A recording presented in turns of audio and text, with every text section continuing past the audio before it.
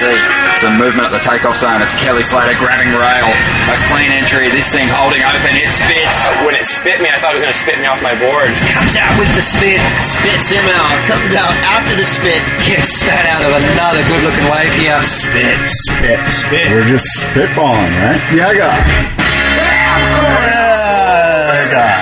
June 6th. No, it's June 21st. June 6th is our last show. I'm looking at our last show online right here, so that's why I got caught in the faux pas right from the beginning. Less than 10 seconds in, I've messed up. Classic spit move, dude. It is June 21st. You're listening to Spit, the podcast which features David Lee Scales and Scott Bass, talking surf news, all things surf, and probably a lot of other stuff too, including books that we're reading, wine that David's drinking, girls that he's seeing. What? Yeah. Have we ever talked about that on the show?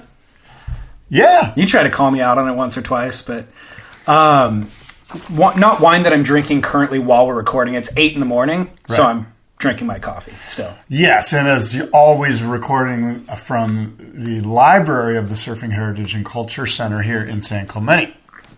Yeah, Shack. Surfingheritage.org, I think, is their website. We're sitting in the library and obviously surrounded by books, leather-bound books and mahogany chairs.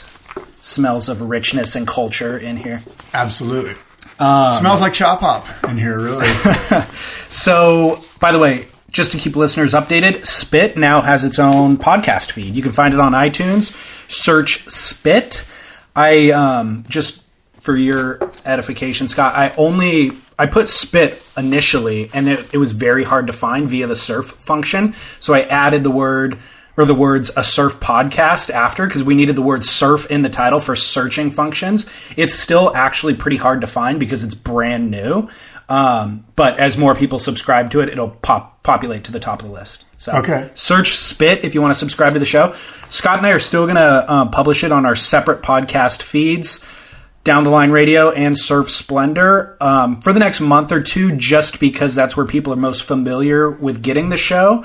And we want to make sure that if they don't catch a few episodes, that they don't lose track of Spit. So we will put it on here, promote it on here, but also be publishing it on Spit's feed and just kind of get everybody to migrate over to Spit's feed. And what we'll probably do, right, is have a link on each of our sites which directs them to the feed so they can subscribe. Completely. But for everybody listening to the sound of my voice, open up iTunes, search Spit, find it, and click subscribe, because eventually that's the only place the show will be. Very well done. We've got a big show for you. As always, there will be some must-see moments, Kook or Duke, some news from Europe, of course, the outer-known Fiji Pro, Huntington Beach again in the news, and much more. Let me start, however, with an email I got from Fritz Smith. He says, "Aloha, Bassy, big fan of the show, long-time listener. Hey, I was listening to a skate podcast recently and found it interesting that the writers they interview will not be afraid to call out brands that have done them wrong and or other skaters that they think have bad style or don't like. And I got to thinking about something you always bring up, which would this ever happen in pro surfing? Going along the lines of the theme you always mention, where the pro surfers seem to be, we're all just best friends, traveling together, everything is cool with everyone. And it simply can't be that way. It's not always the case. Keep up the good work, and thanks for putting out the show, Fritz." Yeah, what are your thoughts on that? Well, I mean, he kind of nailed my thoughts, is that it's everybody's very PC and seems to be able to walk the PR tight wire rather successfully, and it's as if they have agents behind them telling them what to say and when to say it. And, you know, frankly, from a branding perspective, if I was a manager of a pro surfer, I'd be like, dude, just keep it vanilla, keep it really mellow. There's no need to call anyone out, you know. And of course, you and I mean, we can't get enough Bobby Martinez's in the world, you know, like, you know, the beauty of his honesty is brutal and is bad for his own brand, perhaps, as it was. That kind of stuff is refreshing, you know, in this world that we live in, pro surfing. Well, here's Bobby's unfortunate situation, is that he's not a great self-promoter. So we want to support Bobby and we want to kind of get behind him, and we would allow him to have a career outside of being sponsored by one of those major companies, except he's got nothing to sell and he's got no way for us to promote him. He doesn't even have an Instagram account for us to follow him on. So I think I don't know enough about skating to make a comment about the infrastructure of their industry, but I would assume if there's outspoken professional skaters, it's because their income isn't fully tied to one brand, who they might offend by making statements. And I would suggest to you that outspoken might not even be the right term. I think what David and I and Fritz Smith and the rest of us are looking for is intelligent commentary about whatever the case may be, and honesty. And that's what's sort of lacking. In other words, we're not getting, hey, you know what? I really don't like that guy's style. Now, style is a subjective opinion. My personal opinion is I don't like his style. He's kind of got a stink bug style. Right. He does his off the lips that way. That's personally not. Now, he's a nice person. I'm not attacking him personally. I'm just saying that the way he applies himself on the wave isn't my favorite. Intelligent conversation, intelligent opinion, honesty, that kind of thing would go a long way rather than just, because effing lame because of... Yeah, I wonder how much of what Fritz is talking about that he saw is actually intelligent, though. Yeah, I know. I question that, too. But I agree with you. That's what I want. I'm just not sure that that's what we always get. That's not necessarily what we got with Bobby Martinez, No, I agree, which, when you brought up Bobby Martinez, I sort of went right to really what we're looking for is honest, intelligent commentary. Just tell us how you feel. We're not asking you to attack either a brand or whatever, I think honesty actually is what it is, or at the very minimum, sincerity. Yeah, sincerity would be good. Because we definitely got that from Bobby. Definitely. And there's so much behind the scenes workings in the surf industry that don't get discussed in the media. That's where we want the veil to be revealed. It's also incestuous. It reminds me of Sports Illustrated. Sports Illustrated, the magazine, was great because they could talk about any sport, any issue, because the advertising dollars behind the magazine weren't sport related. In other words, the advertising dollars were from Right Guard for men, deodorant, rather than Nike or, so there wasn't this incestuous relationship, which there always is in skateboarding, in surfing, in these subcultural little sports and lifestyles that sort of count on the ad dollars to perpetuate the marketing machine. Right. So you and I don't have any industry funding for this show. We have no funding at all, actually. At this point. But we're too honest. So, Mike, that is my question to you is, this would be the perfect platform to spill those secrets and those inside trading that inside trading information. Do you feel comfortable doing that on this show? Knowing that our income isn't tied to it. Well, you know what? My income's sort of tied to this. Okay. I'm tied to the surfboard industry, the manufacturing industry, and I'm proud of it, and I'm a big fan of surfboards and the builders of surfboards and the designers of surfboards. Now, I have in the past had and I sometimes wonder why this is, but I have in the past had a problem with other companies and corporations and so-called brands co-opting surfing as their own. When what they build or what they promote has absolutely nothing to do with riding a wave. And that's where I kind of go, really? Like hair dye? What does that have to do with surfing? Or whatever the case may be. And I've always felt that, look, the surf industry is really simple. It's hard goods. It's the things that are essential to you and I riding waves. For instance, I would suggest to you, even sort of as an outlier, surf forecasting is semi-essential. Of course, surfboards, leashes, wax, wetsuits, board shorts. These things are essential to surfing. This is the surf industry. These other things, and you can go so far as to say sandals, clothing, hats, some of these things aren't necessarily essential to surfing. And I think that's where I have a little bit of issue is let's keep it real. Speaking of honest, let's be honest. You know what I mean? Like socks are not crucial to surfing. Now, I love socks. I wear socks every day. I have nothing against socks, but let's not co-opt something that we all hold so true and dear to our hearts. It just feels wrong. Yeah.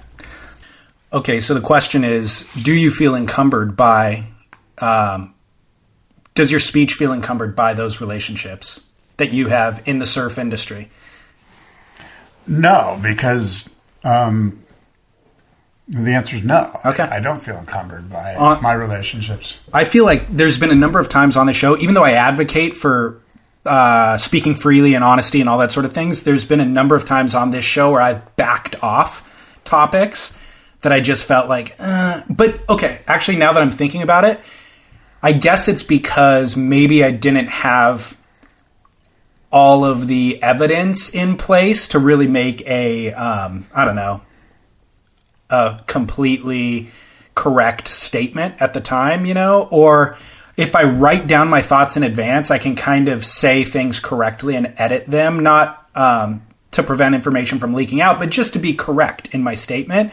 And so if maybe I didn't write it or prep for the subject and you just bring it up in the show, I'm apprehensive to riff on it because I might just misspeak. You must spit loud, you must spit proud. Begin the spitting. Fair enough, dude. You're right. That's the ethos of the show is spit. Yeah. And understanding that spit can be cleaned up. You can wipe it clean. Sometimes it leaves residue, Scott. It does. Sometimes it does. Sadly, it does. By the way, you the last show that we recorded together, you gave your core surfing values. I've heard a lot of. I got a call yesterday from a friend of mine. Really? Who works over at Surfline that said, I was listening to the podcast and your core surfing principles and beliefs, and he enjoyed it. Really? Yeah. Wow, you're starting a movement. No, I don't know. I mean, we all have these things, and they sort of are based in our core beliefs as human beings, how we live our life, the principles that we base our life upon. And then they kind of roll over into our surfing lives. Yeah, but even though we have them, we don't necessarily think about it. I mean, they might exist, but it's not like you're analyzing it consciously on a day-to-day. And I actually had never, until you brought it up, and I told you I'd prep some for this show, which I did. But even then, I really had to think about it. And now I found that just the intention of setting them, I think, will reap its own benefits moving forward. Like now that I know them, it's like, oh, this is important to me. Why don't I act this way all the time? Because this is a core tenet of my beliefs. Yeah, that's what you'll find, at least in my case, is that there were some pretty glaring contradictions. Mm-hmm. For instance, in my life, I want to live, a service-oriented, tolerant, kind life towards my fellow man. Now, all of a sudden, I'm going surfing, and my surfing beliefs are, let's say one of them is, don't tell anyone where the waves are because it'll get crowded. Well, that's inherently selfish. And that goes against what I said was my principle for living my life. Totally. And so that's sort of the neat thing that happens when you go through this exercise is that you start to realize that surfing is pretty selfish, egocentric, prideful. It's not something necessarily that I'm proud of in some ways. Well, I'm going to tease that apart because I disagree. It can be, but I've tried, in my core values, I actually teased that apart because I struggled with the exact same thing. So this isn't a value. This is just kind of a mission statement before I get into the values. And I did 3 values just for brevity's sake. So number 1, or my mission statement is that the role of surfing in my life is to reset and realign my values, period. The role isn't to have fun. The role isn't to get fit.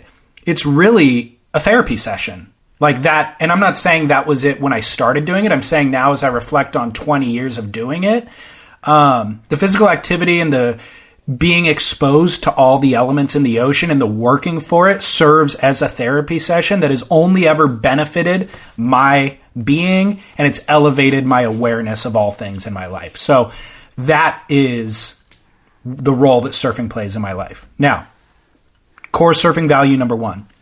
My experience should be passive, not assertive. So the experience of surfing should be basking within, not taking from. And it's a subtle difference, but an important one. I should have the intention or I should not have the intention of taking waves. I should always maintain a posture of being a passenger and taking in the surroundings. Too often I paddle out there and I just try to dominate, and that's actually when my worst surfing is done. When it's like, I'm sizing up the other guys in the lineup, I'm positioning, it's super competitive, and then once I'm on the wave, I'm trying to rip the thing. That's when my worst surfing is done, and it's when I actually enjoy it the least. So, when you get a new board, the worst thing you can do is try to impose your will on it and try to surf it like you know how to surf. What you really want to do is just stand there and kind of let the board find its own rhythm. And once you feel it, you can start applying, tapping the gas, tapping the brakes. But a well-crafted surfboard should be able to guide the way. And you, as a good surfer, should be able to receive feedback from that. And so when you're trying to enforce your will, whether it's on the board or in the session or on the wave, you just look like a kook. So my entire posture when entering the water should be passive, that of a passenger, and grateful for the experience, not that of a consumer. That's a cool one. And I boiled that down, and to be a kook is to be a consumer. Mm-hmm. Which means Puka I'm shells a and kook all. a lot of the time. But isn't it true? I think it is. Did you just spit? It was the first You told me spit. to. We just got the first spit. David, some little saliva just came out of his mouth, right? Look, you're turning red. No, it totally did. You spit. I saw it come dribble it out. Well, because I had just taken a swig of coffee and then tried to talk instantly, and bang, it happened. There's no excuses, dude. It's not an excuse. I'm explaining what happened. It's life imitating art, dude. The art of the podcast. What happened. Spit came out of your mouth. I wish you would have caught it on video. I forgot what I was saying. Talking about kooks being consumers. Yeah. Well, I like. Was that your first one? That was tenet number one. I like that a lot. Thank you very much, Scott. By the way, I got a text from my buddy after we recorded, I think, our last show, and he's like, dude, it's a love fest between you guys. He's like, the animosity and the adversarial nature is gone. And I'm like, you're right. We're going to have to offend one another pretty quick here and get back on track. You're not allowed to like my core surfing beliefs. You're supposed to be against them. Well, the fact of the matter is you took mine. That's true, actually. So I'm following your lead. You need to come up with something original. Well, that one was original, even though they're similar to your beliefs. So number 2, surfing should be egalitarian. It should be for all. There ought not be a caste system with, we all know what the caste system is. Short boarders are on top. Long boarders come in a close second, depending on where you are in the world. Body surfers come in third. SUPers come in fourth. And boogie boarders, not bodyboarders, boogie boarders, are at the very bottom of the rung. We will call it 5th place, but I would just prefer to call it last place. So the reality is there shouldn't be that system in place. And this is in the perfect world. And as you stated, I know that the vast majority of my surfing experience is not actually living by my beliefs. I'm trying to live up to my beliefs. So my belief is that it should be egalitarian and that it should be equal for all, but it isn't. And I'm actually perpetuating the fact that it isn't. I do create barriers for others, and I do go into the water looking at people differently and judging them differently. I try to block people, actually. You know what I mean? So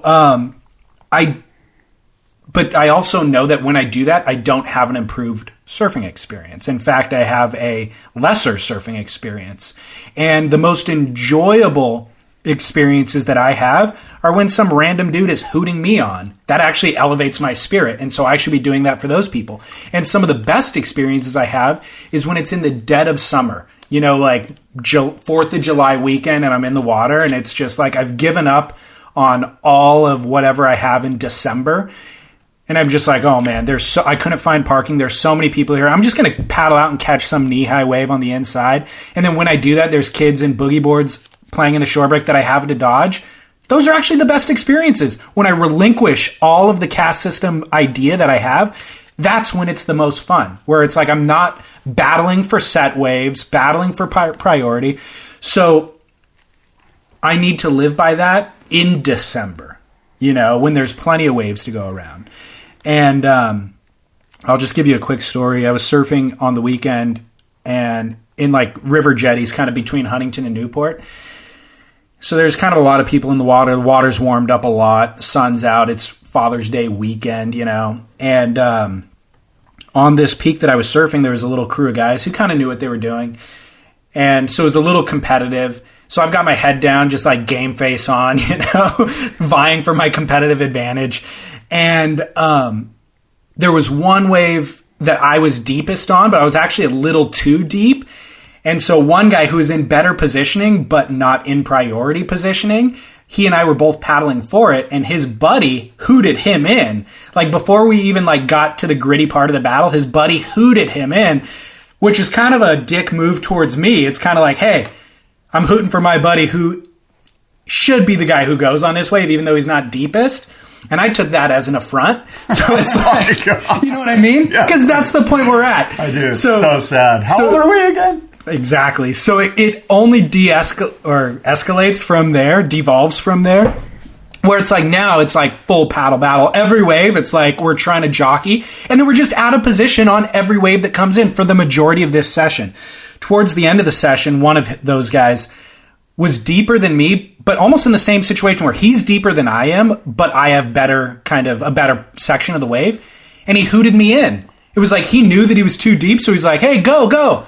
And I was like, oh, this is my enemy, and he's hooting me into this thing. So I went and I surfed the wave, and when I kicked out, I was like, all of the animosity that I felt for those guys was gone. And I felt grateful that he hooted me in, but then I also felt like a dick for having the posture that I had for the last 45 minutes, you know?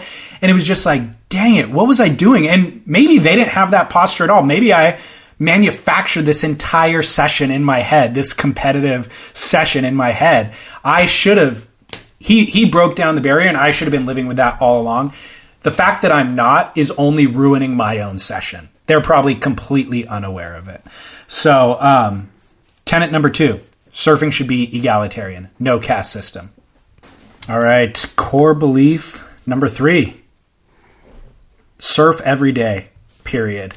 And that is my new mantra. This might not apply to everybody else, but I don't surf enough, dude. And it gets worse and worse as I get older. And I've actually gone through phases in my life, of course. But I've found that I'm too often not doing the things that bring me joy. And consequently, I live every day kind of with a level of regret or fear of missing out or anxiety that prevents me from kind of contributing my best self to relationships, to my employers. It blocks my goals. Surfing is one thing that provides ceaseless dividends, and I think about it all day, every day, yet I don't do it nearly as often as I could or as often as I should. Are you surfing today? I might get a chance in the afternoon, depending on the wind. But no, so that's my exact point is we met at 8 o'clock this morning. It gets light at what? 6:15? Yeah. Dude, so I could have, and we're in San Clemente, which is 45 minutes from my home, so I could have driven down to San Clemente, been here at 6:15, surfed for well over an hour, and now been here to record. But I didn't because I was like, well, I have a long day ahead, and so I'm playing the long game where it's like I need energy for work and for whatever else. So I'm not going to surf in the morning, but when I get home in the afternoon, if it's not windy, then I'll go get an evening session. But that's not... Dude, this is the thing that provides joy and makes me the best me. Why don't I prioritize it and put it in the morning? Yeah. So core surfing belief, number 3, surf every day, period. That's a good one. Well, not everybody has the luxury. Like a lot of people who live away from the coast, or even if they live near the coast, maybe they live in a place that doesn't have waves every day. I live 1 mile from, well, like mile and a half from the beach, and a beach where there's waves 350 days in the year, you know? You know, I can't surf every day. Why not? Just because at my age, it's like if I surfed every day, about day 4, first of all, I'm not surfing very good on day 4 because I'm sore. I'm a little slower to my feet. I'm just kind of worn out. Yeah. I need a day off. But again, that's a luxury that I can more or less, surf every chance I want. With proper yoga regimen and diet, I would argue that you could go 7 days a week, dude. Yeah. You know. No? I mean, I could. I mean, when you go on a trip like to Indo or Mexico or whatever, you're in the water every day. And I just noticed that around day 4, I'm like, you know what? I could maybe just surf in the afternoon. You know what? You also enjoy it less, I find. I would agree with that. It's weird, right? Yeah. With all things in life, moderation, right? That's it. I mean, I do find like if I haven't surfed in a while that it's a more impactful experience. But all right, Scott, core surfing values. Good job. Yeah, thanks, man. Yeah, man. You started a trend. Yes. Let's get into the outer known Fiji Pro, shall we? Yep. My thoughts are it was a great event, in so much that the last day was worth the wait. Okay. Obviously the 15 days or whatever it was a lot, right?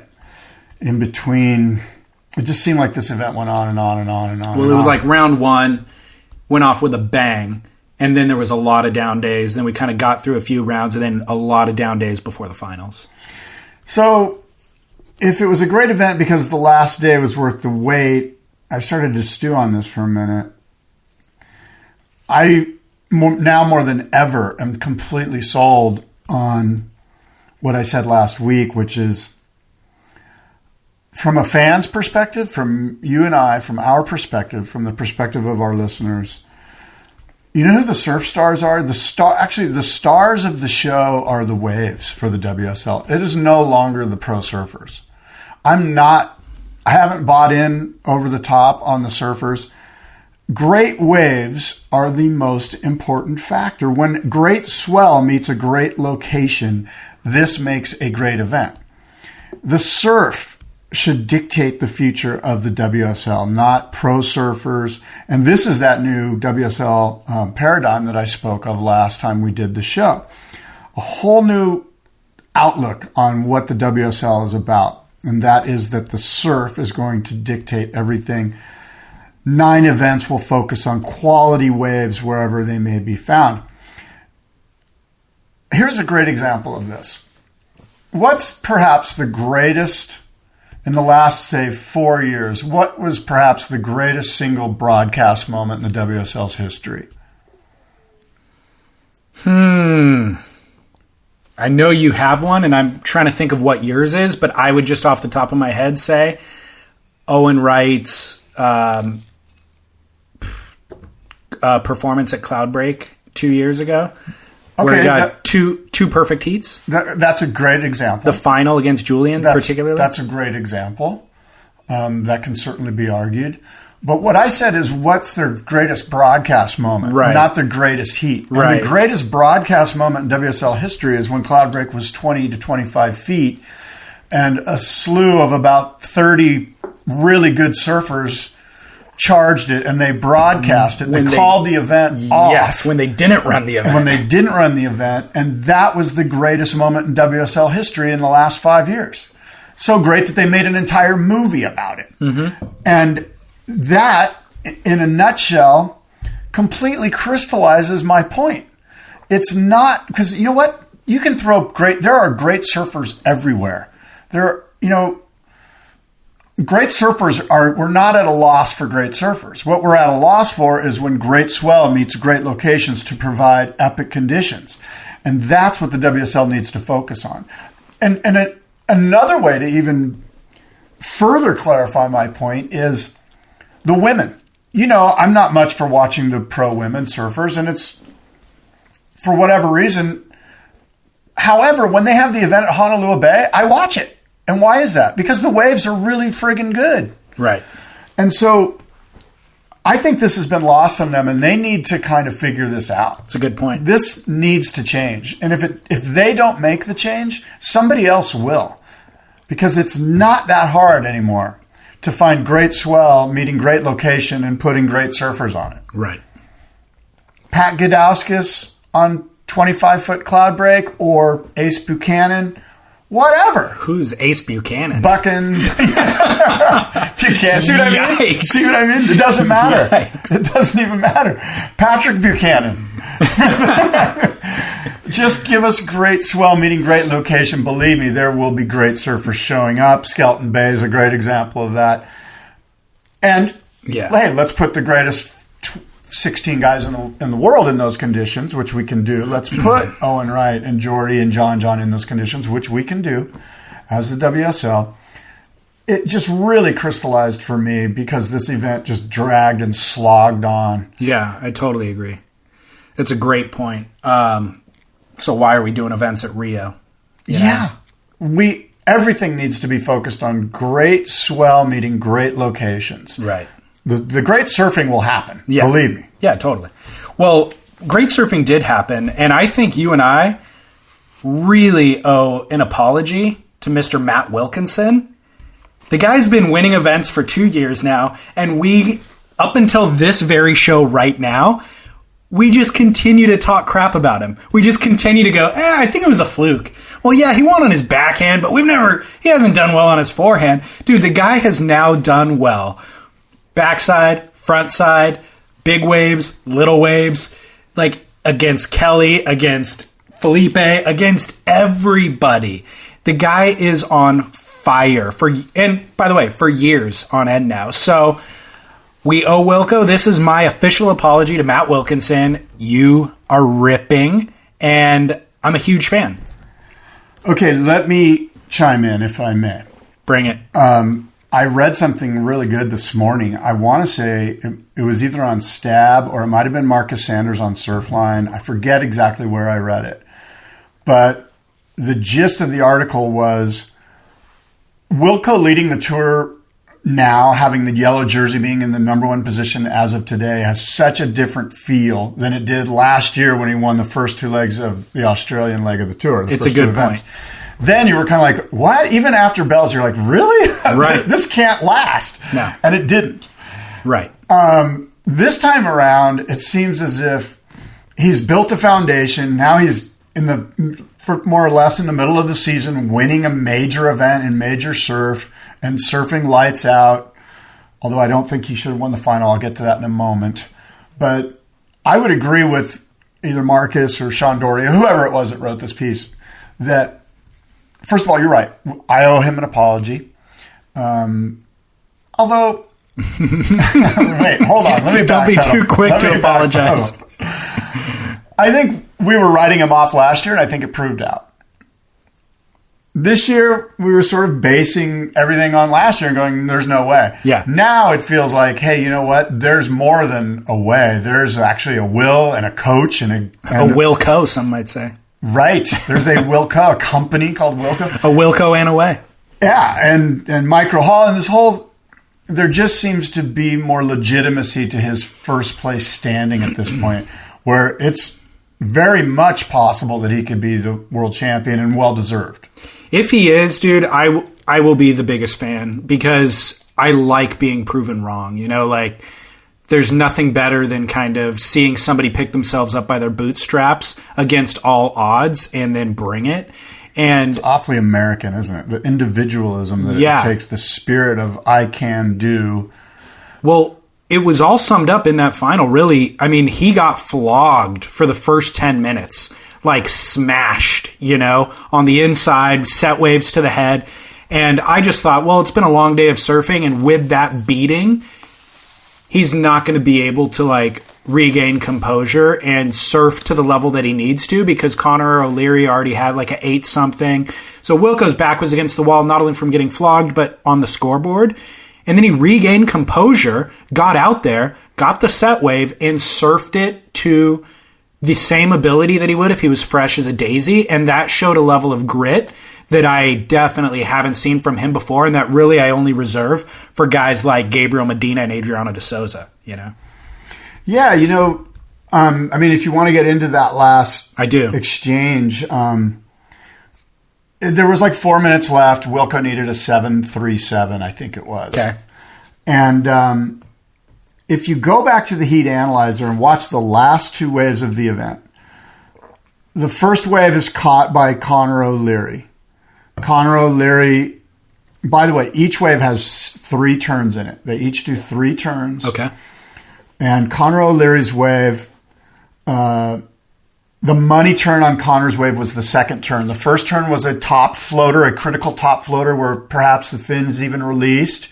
It was a setup turn for a very, very powerful drop wallet, hack, engaged rail turn in the critical part of the wave that even had Rosie and Blakey going, oh man, that was a big ass turn.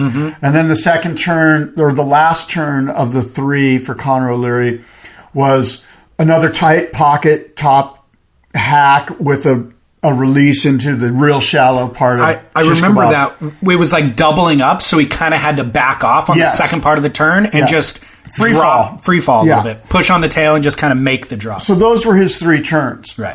They were all critical. There was no, he did what he had to do in those moments. Right. And he got a 7.17. Okay. A minute later, Wilco gets his last wave. He needs a 7.37. He has 3 turns. Wilco does, his first turn is the money turn.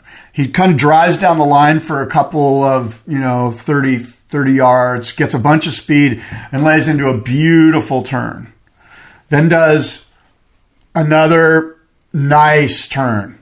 Just not as good as the first one, but a nice turn. And then quickly finishes it with where he actually kind of connects with the lip more at the closeout section and also does a bit of a free fall and claims it. Could it have been a 7.3? Perhaps. Was it better than Connor's 7.17? I don't think so. If you base both the waves off the money turn, the 2 money turns, I believe Connor's money turn was way more robust than the money turn. The money turn for Wilco, a beautiful swooping, gapping, gouging, semi-roundhouse turn in the top of the wave, was smooth and buttery and incredible, but didn't have the level of perhaps criticalness that Connor's turn had. So if you base those 2, if you take the other 2 turns for each of them and just throw them out, like they both did good completed turns, but the 2 money turns, I believe Connor's money turn was obviously bigger and more critical. And that's why I base my opinion on, I don't think that Wilco should have turned the heat. Now, was it a 7.3? It could be argued that there was a tie there. Was it? But if Connor's was a 7.1, and I'm saying that it was better than Wilco's last wave, then Wilco's wave was a 7.1 or a 6.9, and so I was surprised.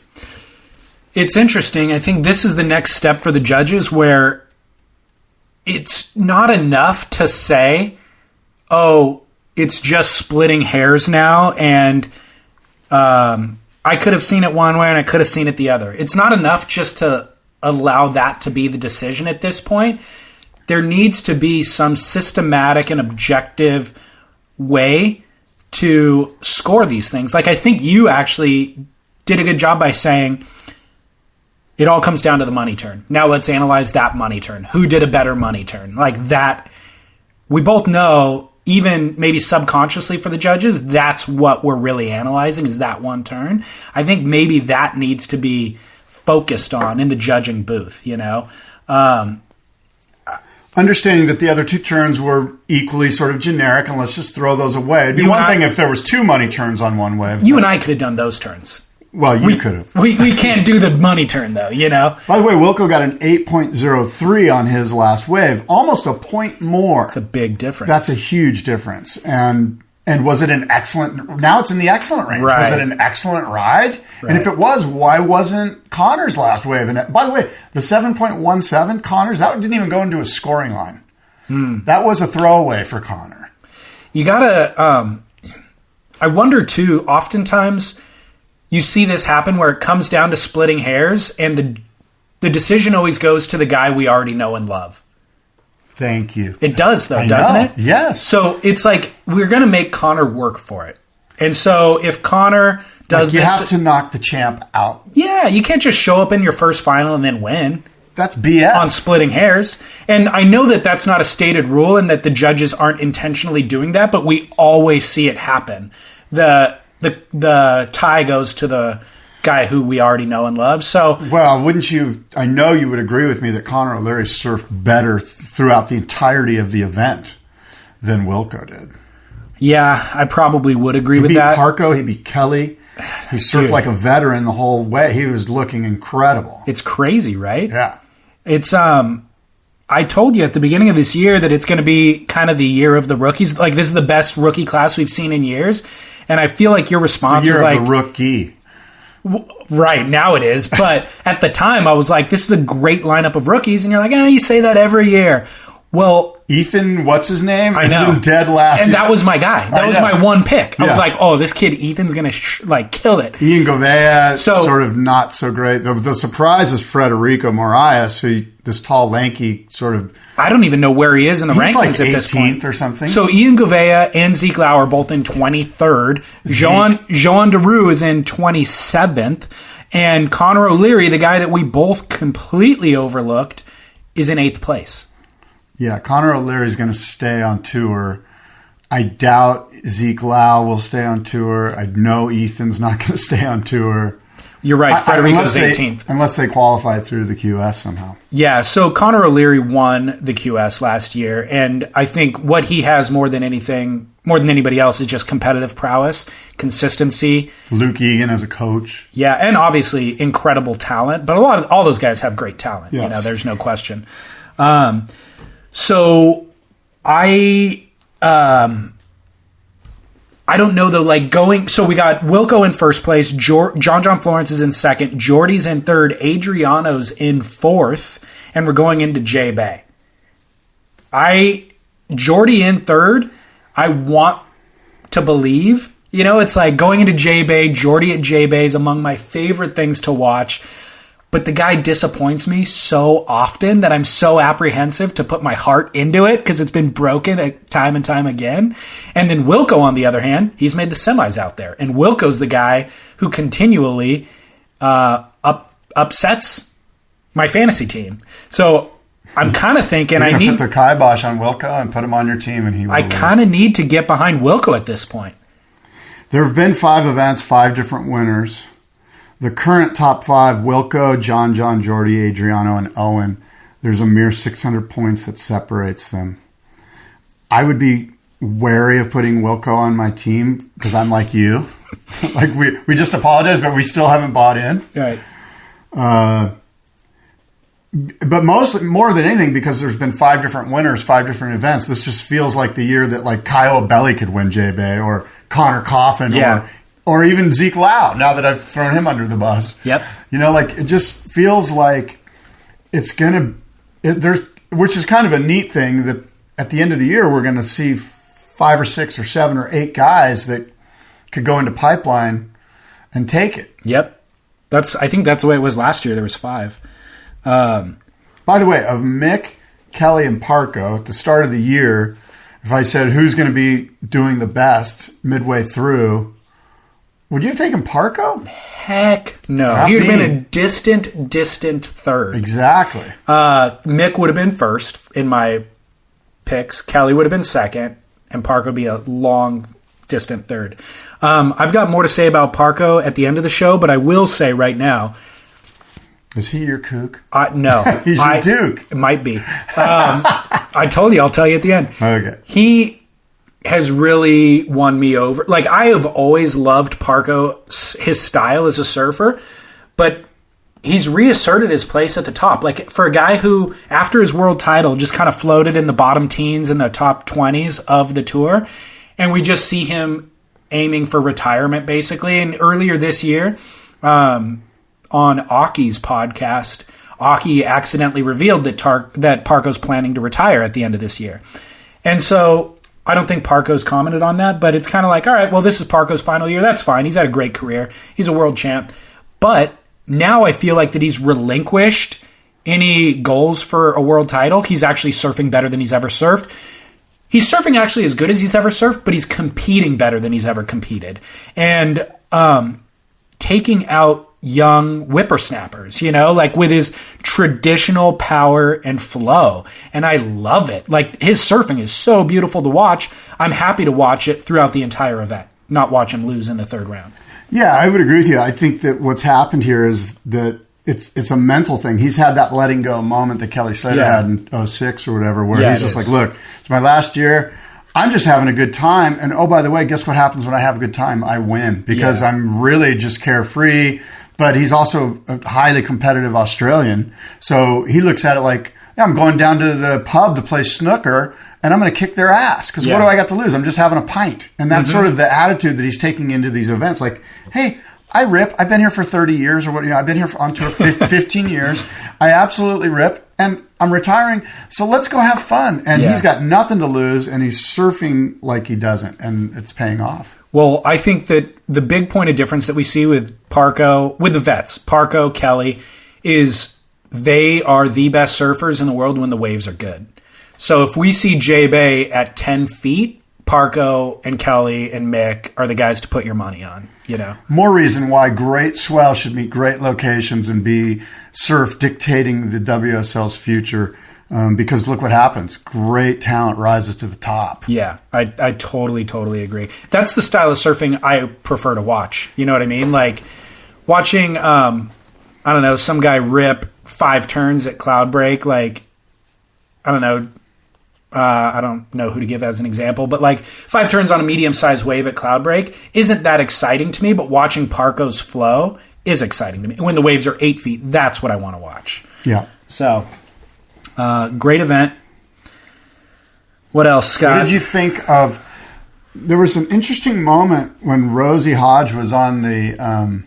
sort of on the set, if you will, where they were sitting down and chatting with her, and she had her dress was like a different. She looked like she was auditioning for a Fox News Channel hostess job or something. Like there were certain moments when she showed a ton of leg, and there was certain moments where she showed no leg. And when she sat next to Kelly, her dress was like inched up way high. I don't know if you noticed any of She's this. a newly married woman, Scott. No, I'm not doubting that. I'm just saying, I'm wondering if the production staff is like, hey, could you move your dress up a little bit? I don't think so. Did you notice this? Or is it just me? Yes, I noticed it. Come on. I screenshotted it, and I got, actually, this is not a joke, I got more text messages about Rosie throughout the event than I did about any of the surfing. Just like, did you see Rosie with glasses? Did you see Rosie? She looks like a librarian. She's insane. So the reality is, they're in Fiji. It's super hot, so she's wearing very little clothing, or short skirts or whatever it is. She had a sundress on, and sundress. Somebody was telling her to inch it up, and she was showing her leg. So, dude. I think it was just a factor of how warm it is there. Yeah. But she can't help but look beautiful is the reality. Like, it's not like she's trying to flaunt anything. She's just gorgeous, you know? So, we could do 10 minutes on that if you'd like to continue to. I've dug a deep hole. I'm just going to sit in it for a while. No, we're all a huge fan, obviously, of Rosie. She does a great job. And I didn't, as far as her commentary, spot on. Yeah. I have no problem with it. Yeah. By the way, we play Fantasy Surfer, fantasysurfer.com, not the WSL's version. And we have a clubhouse with 530 or 40 people in it. And there's also a wager that takes place, which usually has about 30 people in it. So if you want to play, go to fantasysurfer.com, go to the clubhouse and search Spit. I changed the name, Spit. Oh, cool. And then just you set a team and you join. It's free to play, and it's really fun. And this was the lowest scoring event I think we've ever had.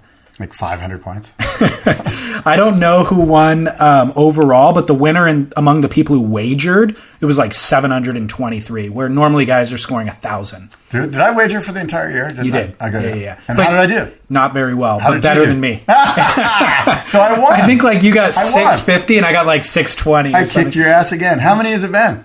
Almost all the events this year. All of the events? I hate to admit it, dude. I have taken you down in all of the events this year during our Fantasy Surfer Clubhouse competition. Overall, you're over. And I'm not proud of it. I'm going to make a strong charge, but it's... put Wilk on your team. Watch that just go down. He's so expensive. That's the thing. I wouldn't mind taking a flyer on him if he wasn't $11 million. Yes. When I got to pick him or John, I got to go John every time. You know? So, I mean, dude, you're beating me. I don't know what to say. It's just... Keep saying it's the way it is. There was a couple people who got 1,000 points in this event, but nobody that wagered. So, a couple of other things in non-WSL related surf news. Kepa Acero, we talked about him having a near fatal wipeout at Mundaka a few months ago. Mm-hmm. He just released a video yesterday recounting the event and kind of reflecting on it. And there's footage of the session and footage of him in the hospital. Basically, he wiped out, hit his head on the bottom very, very hard, knocked him unconscious. I think it did actually break his neck, break a couple vertebrae, and he had to get rescued and taken into the beach. He would have died if it wasn't for the other surfers' rescue efforts. And the very same thing happened yesterday at Skeleton Bay. Oh, that's right. A boogie boarder at a sand bottom left point, like Mundaka is, broke his neck and was rescued by some Hawaiian surfers that were there. Eli Olsen. Right, Eli. And Josh Moniz, I think, was on the scene. There was quite a few guys on scene. But the same issue. Yeah. The brutal sand bottom left snapped a guy's neck. Well, this, I think, we don't need to. We've already talked about it when this incident happened, but I did want to just comment on a couple of quotes that Kepa Acero had in this video. And he's just basically explaining, I suppose with any near-death experience, you become very reflective on your life and introspective.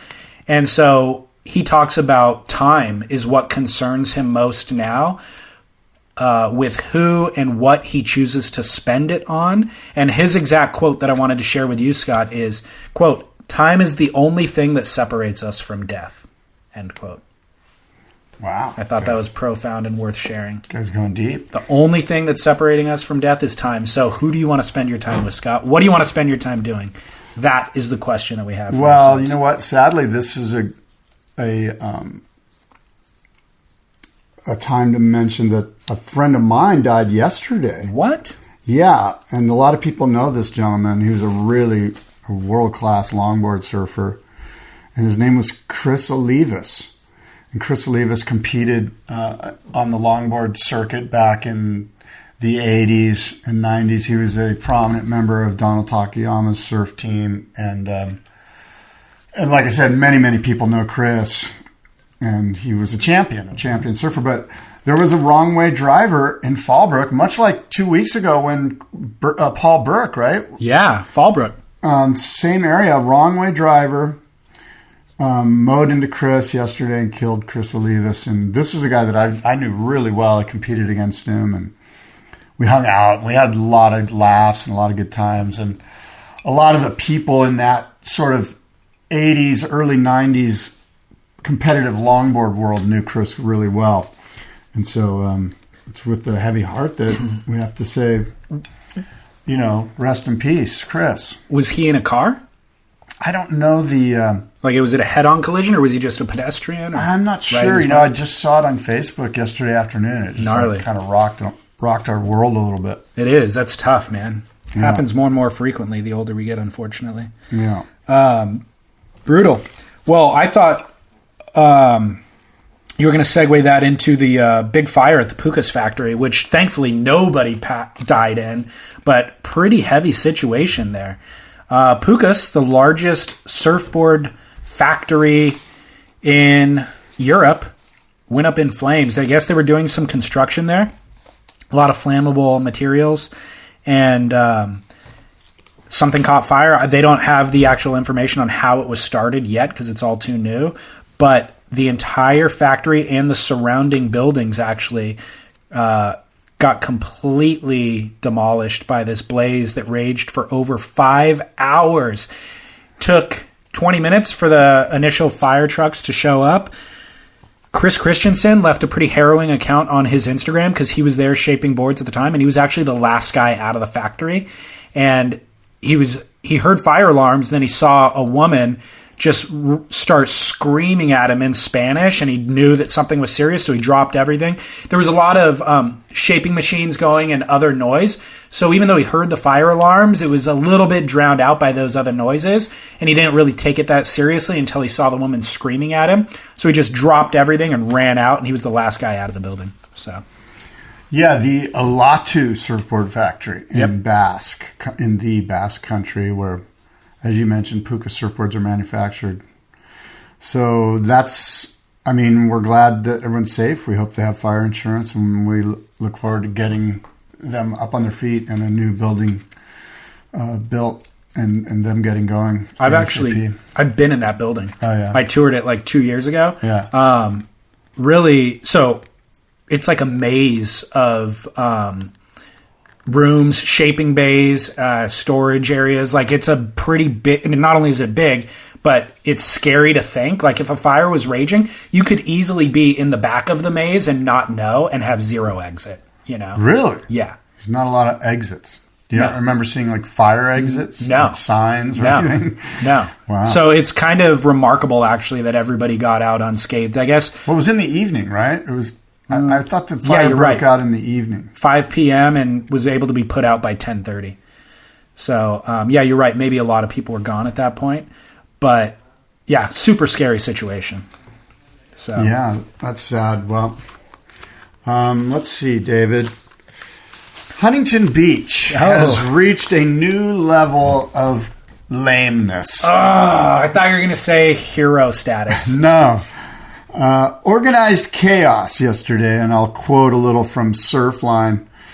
That's what a gathering of 500 plus surfers looks like. A crowd which amassed yesterday, Tuesday, in Huntington Beach during a record-breaking paddle-out attempt. All said and done, the final total was 511 people. Record broken. And there it is, I quote. The city of Huntington Beach wrote in a tweet, Mayor Delglisi holding up the Guinness World Records certificate for the world's biggest paddle out. Congratulations to all involved, end quote. David, the city of Huntington Beach is absolutely tripping over itself to be acknowledged as Surf City, and in so doing has succeeded in becoming Joke City. This city should be famous for Bud Yamas, for the Caton Pro-Am, for riots, for God's sakes, for Aki, for Tom Curran, or harken back to the U.S. Championship in the 60s when surfers wore helmets and left blood and flesh on the pier. That's when Huntington Beach was Surf City, when it wasn't trying so hard. This is completely lame. This event symbolizes everything that is wrong with so-called surf culture. City leaders that can't surf in a back room, dreaming up some way to bring media attention to itself, knowing they can easily sway the egos of the masses. Paddling out and holding hands is not noteworthy. Paddling out is not an achievement. It just means you've made it more crowded. Way to go. What's next, David? Most surfers to pee in their wetsuits? Most surfers to check the surf and call their bros? Most fat surfers to ask another surfer to help them zip up their wetsuit? This is completely lame, and Huntington Beach is...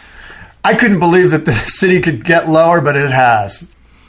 Is this in line with your core surfing values? This rant that you're doing right now? It is completely ridiculous. Which part? Your rant or Huntington Beach? A Guinness Book of World Records for most people to paddle out and hold hands. How many? What was the number? 511. 511? Yeah, I'm not proud of it, dude.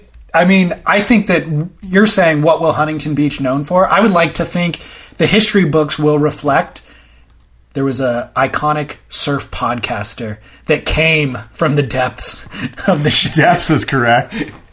No.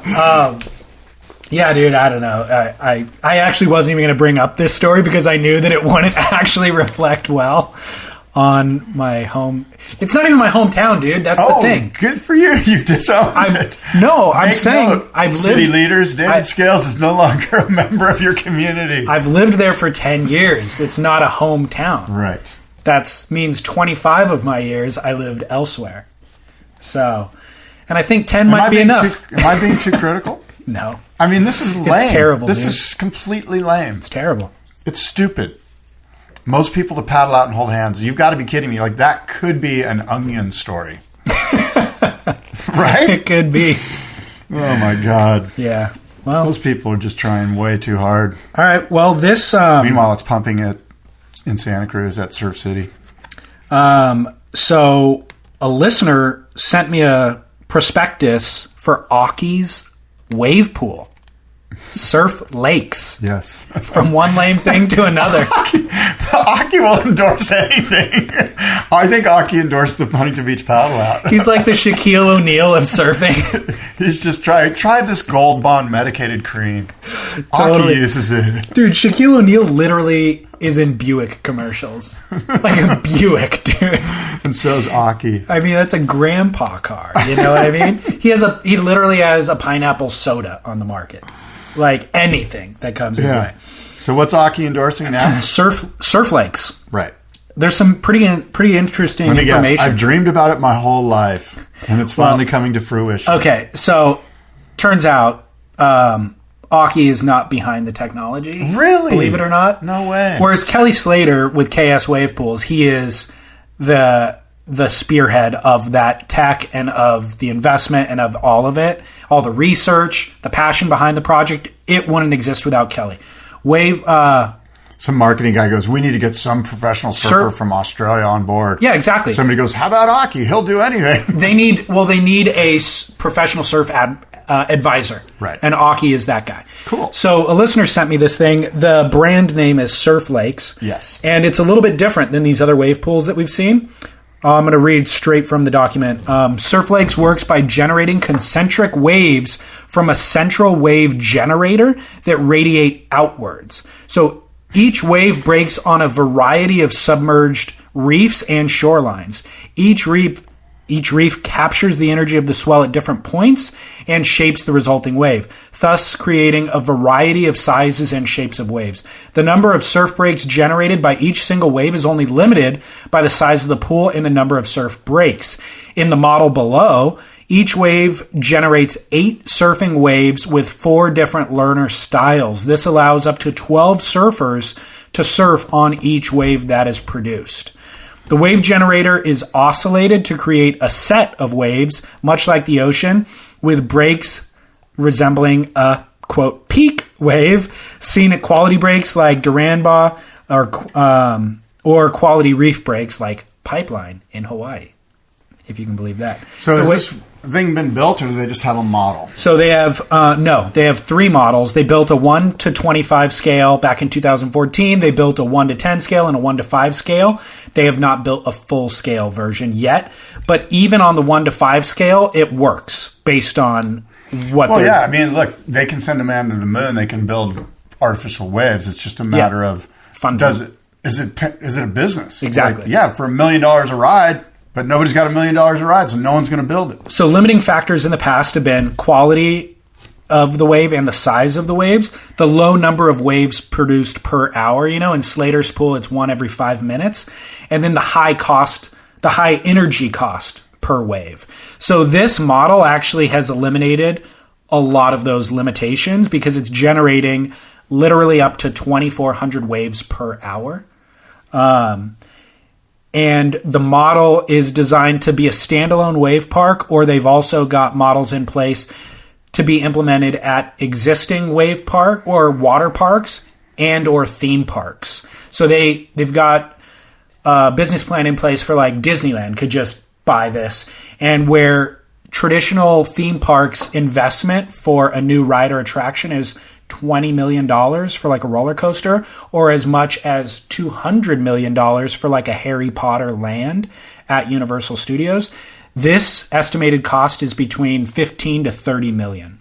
So right in line with a roller coaster, basically, but adds a tremendous amount of value and a unique asset over a roller coaster. Well, yeah, I mean, I'm a big fan. I love it's just a matter of time before these things start popping up all over the place. And the more people, the more businesses that start to enter the fray, the better off we're all going to be. And I don't know if you saw the thing on Surfline. I put it on my Instagram of that Mateus Hurdy kid at Wave Gardens, the Cove wave, which is a pretty incredible wave. Mm-hmm. And the kid's just ripping. Yeah. And I'm sure that this Australian wave, what's it called? Surf Lakes. Surf Lakes. I'm sure it'll be killer. I hope it gets built. I hope there's some investors. It sounds like they're looking for some money. And all that information is in this doc. Yeah. Hopefully it'll get built. Look, it wouldn't be beyond the state of Queensland or the government in Australia to fund something like this, because it's in their nature to be sporting, and because of their sort of socialized democracy or whatever it is, like they've got some funds. The government's behind funding their sports, as opposed to the United States where it's all privately done. I think the reality of the situation is everybody wants to surf, or I mean, like a lot of people in the world want to surf who simply don't have access to the ocean. And so that's going to be the next huge boom for surfing, is things like this where it opens it up to everybody. And I mean, you and I have had this conversation before, but it's just not the same thing. Like when I gave my core surfing values, all of them are based under the pretense of going out into Mother Nature and being enveloped by it, you know, and in the way that you would go for a hike or something in the woods. And this eliminates that, you know. This eliminates that, and it actually really just focuses on what my core beliefs were not about, which is being competitive, trying to up my wave count, trying to surf better than I did the last session before. The wave pool model is based on those things. And so it's very, very different than my surf experience. It's a different thing entirely. I would argue that if surf competition finds its way into these wave pools and these wave parks, and they move away from the ocean for surf competitions, that it'll probably eliminate surfing competition within 10 years. You won't see, because no one will buy into it. Yeah. Everyone's going to go, that's not surfing. I think surfing becomes a different thing. You know, like surfing won't be about the experience anymore. It'll be about perfecting a maneuver. Right? Right, but that's not surfing.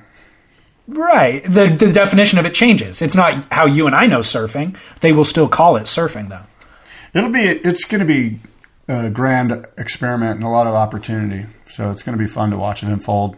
Well, you and I are going to be telling our grandkids, back in my day, there used to be sharks. We used to go into the ocean to go surfing, you know? Like, the oceans will be polluted, like, beyond surfability. So, like, we used to go in there. Yeah, we'd get a sinus infection every once in a while, but we didn't grow an extra toe, you know? That was part of the fun. So I already feel like old man Scales right now. Yeah. Old man Scales. Well, my must-see moment is this footage that I put up of the right. Kirby Brown, I think it is. Kirby Brown backdoors this massive section at the right backside. It's pretty incredible. It is. You can see the footage on Vimeo. I think it's also on Surfer Magazine, their website, or you can go to my Instagram account and it's on there. The short version of it, but it's cool footage. It's super gnarly backdoor section, and because he's going backside and it's just one of those mutant slab waves in Australia, it's pretty incredible, and that's my must-see moment. The reason why it's incredible is like the vast majority of the ride, it's unimaginable that he would make it. When you see him, did he get towed in? I think he must have. Yes, he did. He did get towed in. Okay. Yes, he did. So as he drops in on the wave, there's no line out, and there's also nowhere for him to go. Like, you have to go into the pit. You can't straighten out. You can't go over the back. But even as he's going into the pit, you're just like, there's zero line for him to make it out of this thing. And it's in slow-mo, and the wave starts to mutate and change, and through each subtle change, there's still no way out. And then he just sticks to his line, and somehow it morphs into a makeable line, and it's unbelievable that he just committed to it. You know, it's unbelievable. Yeah, he's dropping down into the trough to a place where you're going, why is he going into the lip of the wave? Like, his line is aimed so that he will get axed, and then, as you say, the wave bends in such a fashion so that line is now the line that you have to take. And, right. And I just imagine he's probably surfed it so many times that he knows what needs to be done. And so he initiated that, what appears to be a crazy line, and of course makes it. Yeah, it's a remarkable wave. At a place that we've seen tons of remarkable waves, that one set a new standard for sure. I've got a must-see moment, and it's actually a photograph. Corey Wilson has become one of my favorite surf photographers to follow, and it's a photo that he posted on May 23rd. There's something about, by the way, his Instagram is at Corey_Wilson, and Corey has an E in it. There's something about the way that photos unfold on Instagram. Like as you're scrolling, you see the top of the photo first, obviously, and you scroll into it. And I think the vast majority of photos that live on Instagram are better served on hanging on your wall or in a magazine or just in a different platform. Like Instagram's kind of the lowest form of displaying your work. But occasionally there's an image that unfolds beneficially on Instagram because you see the top of it and then you kind of see the thing roll into your awareness. And this is one of those photos. It's composed in such a way that when you see the top, you can't even tell what the photo is going to be. And then when you see the full thing as it gets unveiled, it's actually, you have to stare at it. It requires your full attention because you're not even sure what's composed within it. So it's actually a black and white photo, a very wide angle, pulled back kind of a lineup in South Africa with a mountain in the background and a surfer getting barreled on a wave, but it's just freaking breathtaking. Here, look at it, Scott. Bang. The surfer is unnamed. It's a black and white, kind of subtle variation between the blacks and the whites, but it just captivated me. I saw it, I was scrolling, and I stopped, stared, and it got more of my attention on Instagram than any other photo has in a very long time. So that's my must-see moment. I'm going to post it on... Cool photo. I'm going to post it on Surf Splendor's Instagram, and then, of course, on the websites and all that sort of stuff. But Corey Wilson, dude, well worth a follow, for sure. Fair enough. Duke and Kook? Yeah, my Kook are... I have plurals, Kooks. Kelly, Jordy, JJF, Gabe, and Owen for losing in the early rounds during the Outer Fiji Pro and letting these other guys back into the world title race. Those 5 guys sort of had, and Adriano too for that matter, they had, you just assume that that's a spot where those guys are going to have a good result and sort of start to crystallize their place and their position as we move through the year here. And instead, they just sort of opened up the Pandora's box for everybody. Yep, I agree. My kook is Stab Magazine for copying you, Scott. What? Did you see this? No. What'd they do?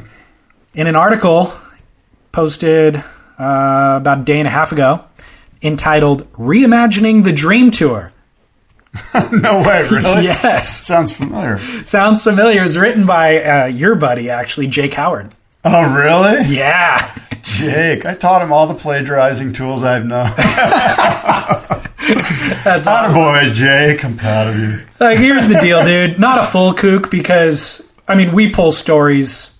We're doing a news show, and so we pull stories off Stab all the time. Yeah, but we're not journalists. No. I love Jake. I'm glad he... It's okay for What did he write? He amended it. It's not exactly what you talked about in our last show for a dream tour. He amended it quite a bit. Yeah. But it is the same. It was pulled from this show, I would argue. He's saying essentially the same thing you're saying, where fewer stops, strategic, fewer surfers. So stop number 1 for Jake is in March, New South Wales. So it doesn't have to be at Gold Coast. It could include Stratty, Burley, Lennox, or even Byron, but just basically 2 days at a world-class point break. Stop number 2, though, is different than yours. He says Punta Lobos, Chile. So kind of a big wave, very consistent big wave option for the World Tour, which I like. Stop number 3, Skeleton Bay, Namibia, which would be in May, which is... similar to like Jack McCoy's Billabong Challenge back in 95, just a long roping left. Infrastructure-wise, I don't know that they could pull that off. It's probably a no-go. But seriously, it'd be an unbelievable event. June, Salinas Cruz, Mexico. Scott also shakes his head no. July, Padang Badang, Indonesia. Could be cool. Yeah. Stop number 6, August, Chopu, Tahiti. Stop number 7, Spot X, bringing back the Rip Curl Search concept. So we can go anywhere with that. Maybe Cloudbreak, maybe Puerto Escondido. Stop number, I guess I'm on, 8, Rincon. California. Scott says no. Scott number 9. P-Pass. Micronesia. Well, look, I applaud Jake's efforts here. My point is, what I was trying to get at was we don't really focus on any spots. We focus on swell. Yeah. And really the entire event, the entire season is more or less like Rip Curl Search. Now, we do focus on regions, understanding that, hey, let's focus on Australia in February and March. You know, like, and you know, I won't go over everything I went through last time we did the show, but Skeleton Bay would be incredible, but I think it presents way too many infrastructure challenges. I know. We're not Rincon, the same thing. It's just not conducive to a massive event. Well, it's generous of you to applaud his efforts. I liked that. That was charitable. I applaud Jake's efforts, however. I think, well, I guess even deeper than that is that this isn't necessarily something that like took a brain surgeon to figure out. Like if I can figure it out, anyone can. You know what I mean? And I think we've gotten to this place where they need to make some major changes to the overall theme of what the World's Tour looks like, you know, what it's all about. And it needs to be about great swells at great locations. Totally. Wherever they may be. Well, look. And I think that's what Jake's saying as well. I think we're all in agreement. I think the WSL is probably in agreement. Like it's an ever-evolving thing. Yeah. And so, but I think we're all at that point where we recognize the direction that it needs to go. So it'll take time to obviously implement the changes. But, yeah, I think we're there. So obviously stop 10 for Jake is, of course, pipeline. Yeah, and you know what? My thing is if the WSL doesn't move quick, like they have to adapt. And I don't think they're in a place of, they're in a place of, hey, let's build it up and sell it, like, which is what we know that they're trying to do. Yeah. At some point, Dirk Ziff's like, you know what, what's the term about the beauty being off the rose or whatever? The bloom. The bloom, yeah. The bloom is off the rose. And I just need to sell this thing. And so it's not a time for that corporation, that company, the WSL, to be like, hey, let's completely change. And what's going to happen is Red Bull or somebody's going to go, you know what? We're going to do our own world tour. Yeah. I don't need the top 16. I've got 16 great surfers. I've got Kepa. I've got Aritz. I've got, there's a million red hot surfers that'll go surf great swell. Albie Layer. Matt Miola. The Gudowskis brothers. Dane Reynolds. I mean, they're everywhere. Yeah. And so as fans, that's what we want. We want competition. I mean, that Red Bull event at Ours is a great example Cape of that. Fear. Cape Fear. I'll watch that all day long. And Best I don't event care ever. if Kelly's not in it because they've got a great wave at a great location. Yep. And that's all you need. Surfers, the labor is easy. It's everywhere. Totally. And Red Bull can afford to pay more than WSL can. Yeah, and because I sense that the WSL isn't like Silicon Valley, let's move quick, let's be nimble, they're going to get stepped on. And so I'm just going, hey, WSL, wake up. This is going to happen. You need to get on it. Yep. And, of course, I applied for the vice president's job there and never received I could have saved the day over there. Maybe I still have. Yeah, maybe. Or maybe not. Who knows? Do you have a Duke? Yeah, my Duke is Connor O'Leary. Wow. There's buttery smooth surfing in the Outerknown Fiji Pro. And for pretty much putting a stranglehold on the Rookie of the Year. You're a believer. Yeah. Wow. Sweet, dude. Yeah, I'm a fan. My Duke, I've got two, but my first Duke comes from the Outerknown Fiji Pro as well. It was the aforementioned Joel Parkinson. Would you like to know why? Not really. All right, then. Moving on. Let me guess. You love the way he links his transitions? No, for a very specific reason. All right. It's because of his what he did with priority in two different heats. He actually was incorrectly gifted priority by the judges, and he told his competitor, screw it, you go on the next wave. He did it with Jeremy Flores, and he did it with Stewie Kennedy. I'm going to let Ronnie Blakey explain it to you, Scott. I'm going to drop this right into... It's kind of tough. And Joel's actually saying maybe Stu should have priority. And he had a similar scenario yesterday. Jeremy Flores lost priority at one point. And Joel said to Jeremy, don't worry, I know you didn't paddle for that wave. You can have the next one. Out in the water, he said that to Jeremy. Wow. So he was playing the sportsmanship card, and he's doing it again right now. And they've actually reconsidered that priority at Joel's request, and it looks like it's going to be switched, I think, to red, because it wasn't Stu's fault. He was stuck on the inside, and the ski couldn't get to him. Yeah. Yeah, that is such an interesting thing. Good stuff. How rad is that, dude? That's really cool. I love it. So I don't know of a lot of other competitors that would do that. You know, they just want to win the heat, so they're going to take priority. Only one that's in his last year on tour. It's reflective of what we said earlier. You know what I mean? It's just like his headspace is like, dude, I'm here to win, and I want to win fairly. Right. You know? So I thought that was cool. My second Duke is... I only have one. You had 2 Kooks, didn't you? Or 2 must-see moments. I had 6 Kooks. You had 2 must-see moments and like 6 Kooks. So you're making up for lost times on shows that you didn't bring the Kooks. Nice chop hop. Thank you. So my second Duke is Volcom and Surfer Magazine for bringing Dane Reynolds back into competition this last week. The inaugural Cobblestone Classic was held at Lowers. Why are you shaking your head? That thing's lame. Why is it lame? Because right now they're down at Lowers clogging up the lineup when it should be open to the public. It's a public surfing beach. Oh my god! They have enough contests at Lowers. Dude, you contradict yourself every show. There's a look. Just how many events at Lowers should there be? Like really? Why are we having another contest? It's a one-day event, and it not so. Along with bringing the industry together for a day of camaraderie and competition, it also serves... reading the press release? Yes, I am, that actually. That sounded horrible. It also serves as a chance... a little bit of gastric juice in the back of my throat right now from vomiting, so... Spit it, Scott. Please. Spit. It also serves as a chance for the industry to give back to the local community. How? Following the event, a contribution was made to San Onofre Parks Foundation. How about this? Give the contribution and don't take the waves all day. Nope. There's a killer swell right now. It helps support their summer enrichment program and provides outdoor learning experiences for youth in Santa Ana and the Los Angeles area. You can do all of that without taking the waves from the public. They brought Dane Reynolds back into competition. That's enough for me. I want to see Dane. Where did he go all this time? You didn't even see any of his heats. I watched him surf. Oh my god! Online. He didn't surf that good. Yeah, exactly. Surprise, surprise. I mean, he surfed well, but he didn't surf to Dane's ability level. He's like, oh yeah, okay, I'll be there. What time's my heat? He surfed enough to bring his team into 3rd place. So let's. Oh my god! The Cobblestone Classic. First of all, it can't be a classic if it's the first one. Yeah, it's an instant classic. I don't know. So here's the deal, Scott. Yeah. It's a team competition, and each team has 2 guys who work in the industry, 1 Grom and 1 professional surfer.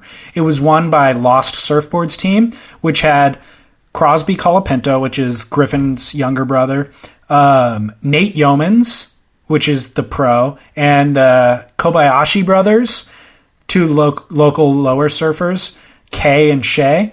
Red Bull's team got 2nd place. Channel Islands team got 3rd place, which had Dane Reynolds, Nathaniel Curran, which, by the way, Nathaniel Curran rips.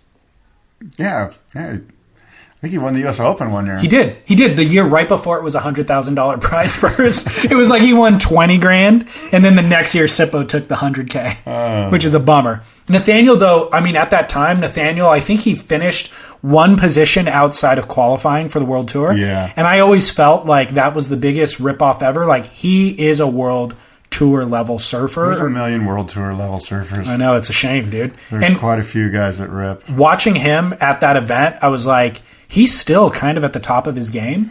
Nathaniel Curran will be on the Red Bull Great Surf Dictator. Exactly. Dictates our future tour. Yeah. He outsurfed Dane in this event. Well, it sounds like... I don't know.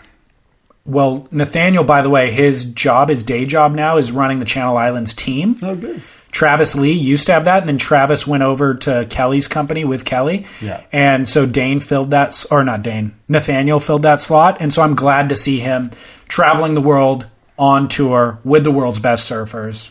Yes. For one of the best board manufacturers. Yes. So, good for him. Cobblestone Classic. An instant classic. Taking your waves one event at a time. Dude, you're a walking contradiction. Why? What am I contradicting you? Because on one show you'll say that you're anti doing an event at a limited resource, and then another show you're for it. That's why. You want me to pull up the tape, Scott? All right, let's have more events at Lowers. Good idea. Let's do an event there every week. Yeah. Good show, Scott. Good spit. Spitting. We were spitting contradictions. Talk. Spewing. All right, well, I'll tell you what. Until next time. How do people get a hold of you? Oh, you can get a hold of me at surftalksandiego@gmail.com. surftalksandiego@gmail.com. Or Scott at boardroomshow.com. Just give him one. Scott at boardroomshow.com. Scott at boardroomshow. What about Instagram? Instagram? At Boardroom Show. At Boardroom Show. Yeah. You ever think about, I mean, maybe this is an off-air conversation, but you ever think about having a personal account and then the Boardroom Show account? Yes, I have. Are you going to? I don't know. I probably should. I need to separate those two things because when I have opinions of the contradictory nature as I just did, it's probably not good for business. I saw that a couple weeks ago. Did you then delete or disable comments on something? Maybe. What was it about? I think it was Politics? A repost of Napkin Apocalypse's video of a bird eating something. Yeah. I got all political and somebody got all butthurt about it. And I was like, yeah, you know what? They're probably right. I don't need to get all political on here. I saw the comment section go on fire. Yeah. And then I was like, uh-oh. Yeah, exactly. Oh, God. Yeah. I was just trying to defend the United States of America from Russia, and apparently I got attacked. All of a sudden, the friggin' Benghazis and the, jet fuel doesn't melt steel girders, and just every political cliche in the world came out. It's so crazy. I learned my lesson, believe me. I know. You cannot... There's no intelligent discourse. No, there's none. There is none. Well, at Boardroom Show is Scott's Instagram. Mine is at Surf Splendor. And then my email address is hello@surfsplendorpodcast.com. And then, of course, reminder, download this podcast on Spit's own feed. Click over right now, search Spit. You might have to search a couple layers because it's so new.